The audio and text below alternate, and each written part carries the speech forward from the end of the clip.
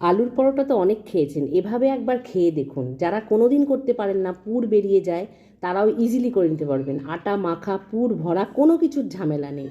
খেতে কিন্তু দুর্দান্ত, একদম অন্য রকম স্বাদ হয়। আর এতটা নরম থাকে, আপনি যদি পুরো দিনও রেখে দেন বা পরের দিনও খান, একই রকম নরম থাকবে।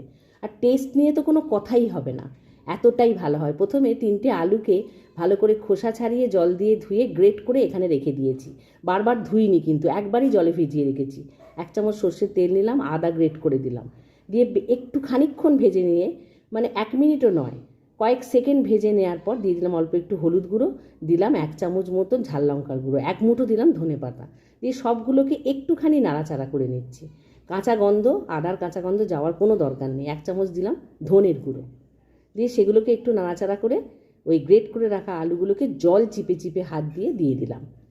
দিয়ে সব কিছুর সঙ্গে একসঙ্গে ভালো করে মিশিয়ে এটাকে মিনিট 1.5-2 এটাকে রান্না করে নেব।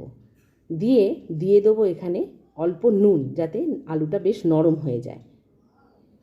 পরিমাণ মতো নুন দিলাম, দিয়ে আবার ভালো করে নেড়েচেড়ে নিলাম। আলু দেওয়ার পর থেকে টোটাল নাড়াচাড়াটা 1.5-2 মিনিট করলেই হবে। একটু আলুটা বেশ নরম হয়ে আসছে, সেই অবস্থায় দিয়ে দেব জল, বেশ খানিকটা জল দেব। জলের কোনো মাপ নেই, আমি এখানে 1 গ্লাস জল দিলাম। তারপরে এগুলোকে আবার জলের সঙ্গে আলু যে মশলাগুলো দিয়েছি সেগুলোকে ভালো করে মিশিয়ে একটু ঢাকা দিয়ে ফুটতে দেবো। ফুটে উঠলে দিয়ে দিলাম 1 কাপ আটা। 1 গ্লাস জলে দিচ্ছি 1 কাপ আটা। আটাটা দিয়ে একদম গ্যাসের ফ্লেমটাকে অফ করে দেবো। দিয়ে ওই গরম অবস্থাতেই আটাটাকে ভালো করে আলু আর মশলার সঙ্গে মিশিয়ে নেবো, দিয়ে একটা ডো মতো তৈরি করে নেবো।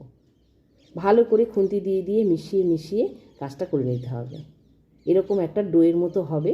দিয়ে 1 থেকে 2 মিনিট মতন এটাকে রেস্টে রাখবো। তার আগে দিলাম একটু চিলি ফ্লেক্স আর দিলাম চাট মশলা। এটা কিন্তু গ্যাস অফ করে আলু দেওয়ার পর যে সময় আমি দিচ্ছি ঠিক সেই সময় ব্যবহার করবেন, আগে দেবেন না।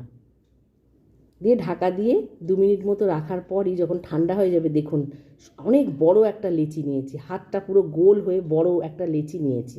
দিয়ে এটাকে এইভাবে বেলে নেবো, শুকনো আটা দিয়ে এইভাবে ঘুরিয়ে বেলে নেবো, কারণ এটা তো রুটির মতন ওইভাবে বেলা যাবে না। দেখবেন পাশগুলো ফেটে যাবে, তখন একটা কোনো টিফিন বক্স বা কোনো ধারালো কোনো ঢাকনা দিয়ে এটাকে কেটে নিতে হবে। একটু মোটা টাইপেরই বেলতে হবে, আমি ধারটা দেখিয়ে দিলাম সেই জন্য। টিফিন বক্সে কেটে নিলে এরকম দেখতে খুব সুন্দর লাগবে। তারপরে প্রথমে শুকনো তাওয়াতে ভেজে নিয়ে তারপর তেল দিয়ে ভেজে খান, দুর্দান্ত লাগবে।